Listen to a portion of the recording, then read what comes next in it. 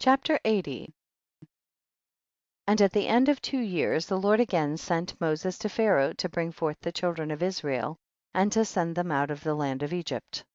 2. And Moses went and came to the house of Pharaoh, and he spoke to him the words of the Lord who had sent him. But Pharaoh would not hearken to the voice of the Lord, and God roused his might in Egypt upon Pharaoh and his subjects, and God smote Pharaoh and his people with a very great and sore plagues. 3. And the Lord sent by the hand of Aaron, and turned all the waters of Egypt into blood, with all their streams and rivers. 4. And when an Egyptian came to drink and draw water, he looked into his pitcher, and behold, all the water was turned into blood. 5. And when he came to drink from his cup, the water in the cup became blood. 6. And when a woman kneaded her dough and cooked her victuals, their appearance was turned to that of blood. 7. And the Lord sent again and caused all their waters to bring forth frogs, and all the frogs came into the house of the Egyptians. 8. And when the Egyptians drank, their bellies were filled with frogs, and they danced in their bellies as they dance when in the river. 9. And all their drinking water and cooking water turned to frogs. Also when they lay in their beds, their perspiration bred frogs.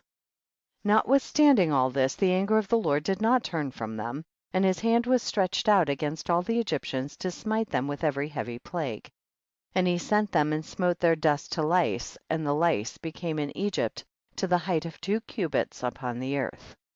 12. The lice were also very numerous in the flesh of man and beast, in all the inhabitants of Egypt, also upon the king and queen the Lord sent the lice, and it grieved Egypt exceedingly on account of the lice. 13. Notwithstanding this, the anger of the Lord did not turn away, and his hand was still stretched out over Egypt. 14. And the Lord sent all kinds of beasts of the field into Egypt, and they came and destroyed all Egypt, man and beast, and trees and all things that were in Egypt. 15. And the Lord sent fiery serpents, scorpions, mice, weasels, toads, together with others creeping in dust, flies, hornets, fleas, bugs, and gnats, each swarm according to its kind. 16. And all reptiles and winged animals according to their kind came to Egypt, and grieved the Egyptians exceedingly. 17. And the fleas and flies came into the eyes and ears of the Egyptians. 18. And the hornet came upon them and drove them away, and they removed from it into their inner rooms, and it pursued them. 19. And when the Egyptians hid themselves on account of the swarm of animals, they locked their doors after them, and God ordered the Sulunath, which was in the sea, to come up and go into Egypt. 20. And she had long arms, 10 cubits in length of the cubit of a man. 21. And she went upon the roofs and uncovered the raftering and flooring and cut them, and stretched forth her arm into the house, and removed the lock and the bolt, and opened the houses of Egypt.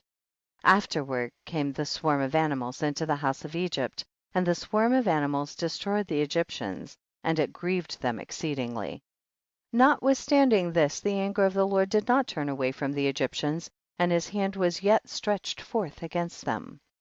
24. And God sent the pestilence, and the pestilence pervaded Egypt, in the horses and asses, and in the camels and herds of the oxen and sheep, and in man. 25. And when the Egyptians rose up early in the morning to take their cattle to pasture, they found all their cattle dead. 26.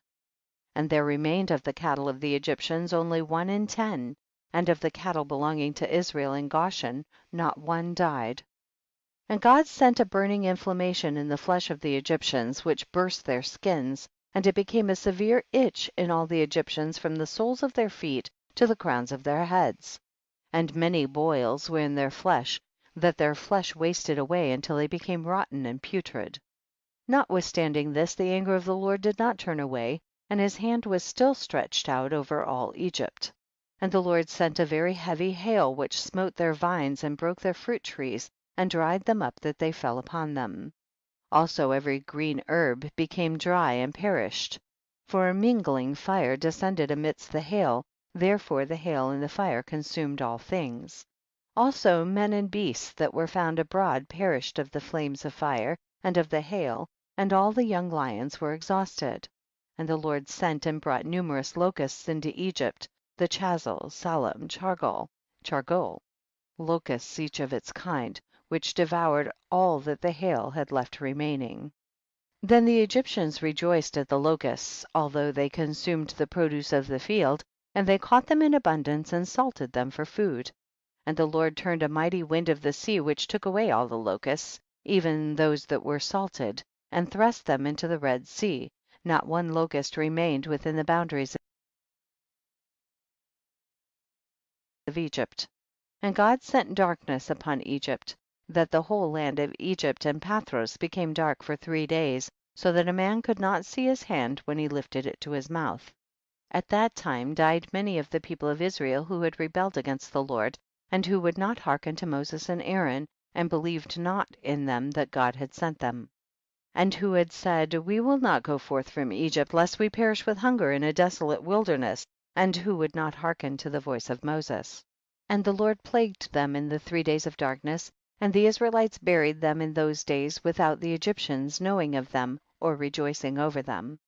And the darkness was very great in Egypt for 3 days, and any person who was standing when the darkness came remained standing in his place, and he that was sitting remained sitting, and he that was lying continued lying in the same state, and he that was walking remained sitting upon the ground in the same spot. And this thing happened to all the Egyptians until the darkness had passed away. And the days of darkness passed away, and the Lord sent Moses and Aaron to the children of Israel, saying, celebrate your feast and make your Passover, for behold, I come in the midst of the night among all the Egyptians, and I will smite all their firstborn, from the firstborn of man to the firstborn of a beast, and when I see your Passover I will pass over you. And the children of Israel did according to all that the Lord had commanded Moses and Aaron, thus did they in that night.